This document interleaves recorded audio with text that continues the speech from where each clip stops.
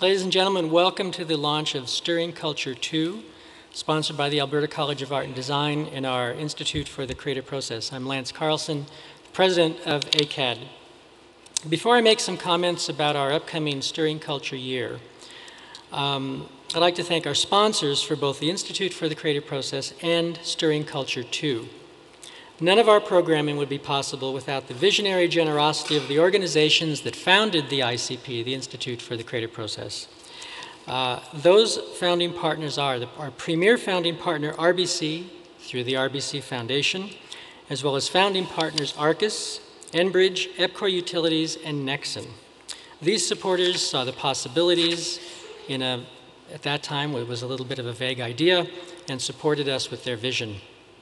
For Stirring Culture 2, this year-long series of programming, I want to express our gratitude to our platinum sponsor, John Terode and his company Terode, as well as our gold sponsors, Nexon, Sandstone Asset Management, TELUS, and TransAlta. Additionally, this program is being supported by a number of silver sponsors, and I'm going to list those for you.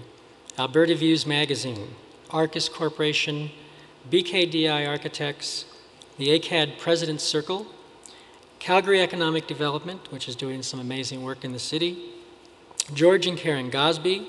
George Gosby is, of course, our board chair, the Kahanoff Foundation, Jill Rawlinson, the Rosé Foundation, and W. Brett Wilson.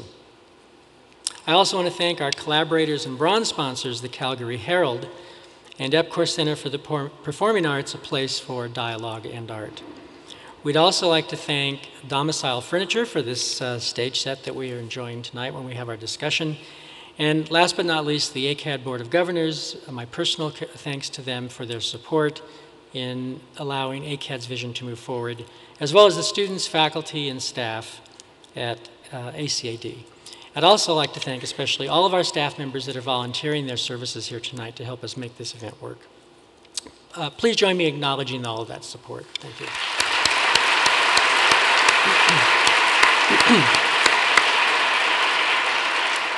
So, 2 years ago, when we presented Stirring Culture 1, it was titled Arts, Imagination, and Community, and we presented it in this space.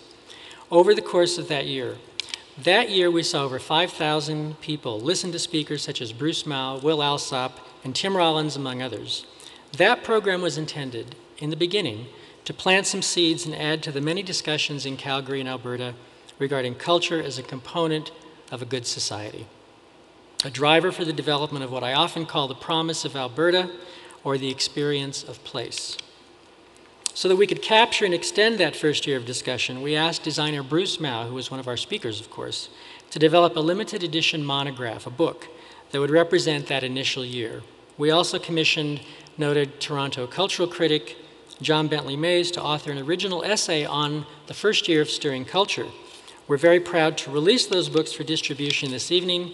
They are printed in a limited edition. They are for sale in the lobby following this presentation, or through the ACAD website, or if you call the college, we can certainly take your order for those. It's quite a beautiful object. I meant to have one up here to hold, but I forgot that.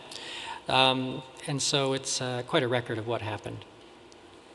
And the Stirring Culture monograph sponsor is Arcus Corporation, who I wish to thank, and Arcus is always there with a big idea for us, at least.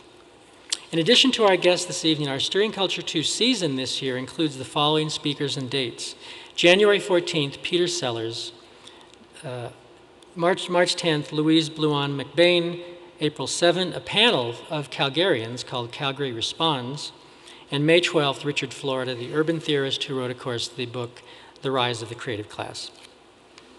Our speakers during our first year advocated for embracing culture as an agent of community development in the broadest sense.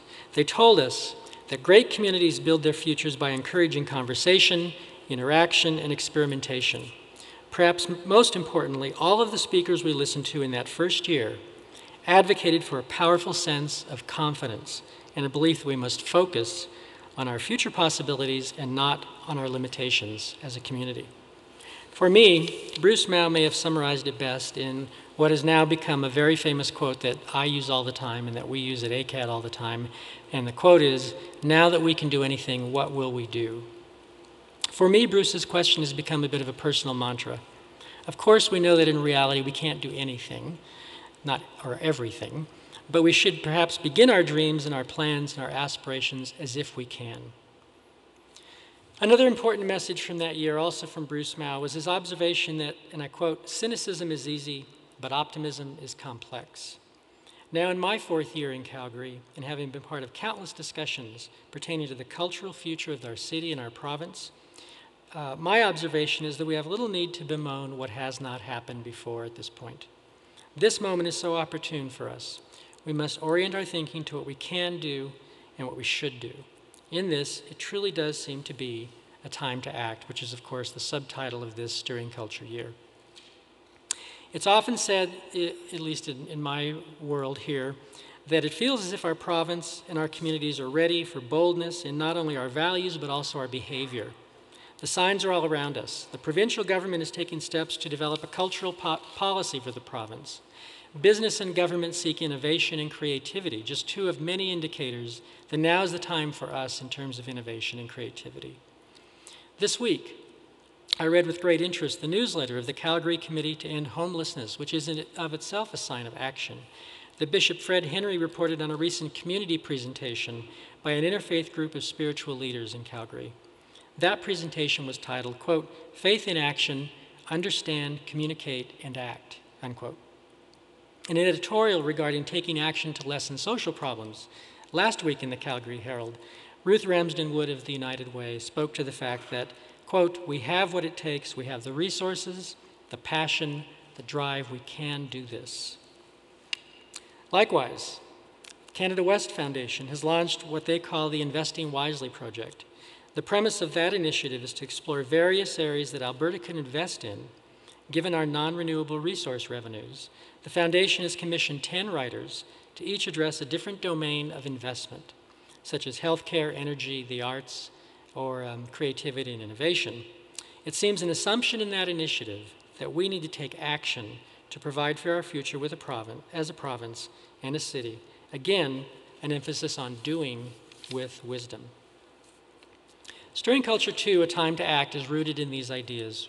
We know that this is a moment for intelligent choices for our community and our province, and we hope that Stirring Culture contributes to the development of action plans that are courageous, entrepreneurial, and smart.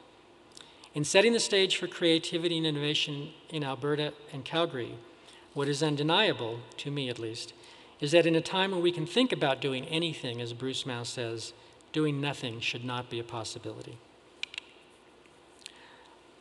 And that's the end of my sermon.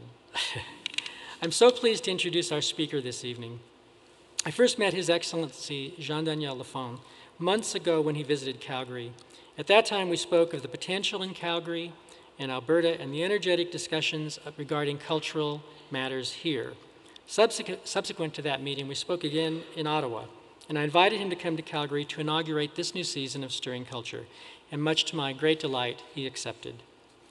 Born in France, Jean-Daniel Lafond is a filmmaker, a writer, and producer of documentary films, and a former professor of philosophy. After studying literature and philosophy, Mr. Lafond taught philosophy from 1966 to 1971.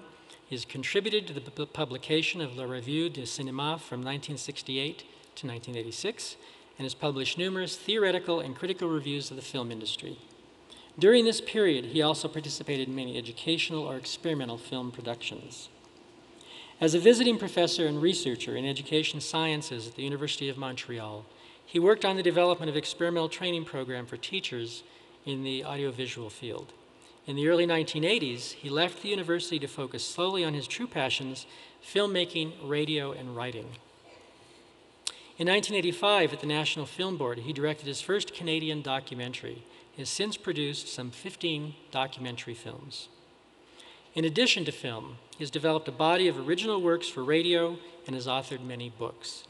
Since 2002, he has also been a regular contributor as a guest philosopher on Radio Canada's radio network. Mr. Lafond will speak for approximately 40 minutes, after which I will join him on stage, along with Cynthia Moore, Vice President of the Kahanoff Foundation, and Michael Green of One Yellow Rabbit, for a discussion of these topics and audience questions.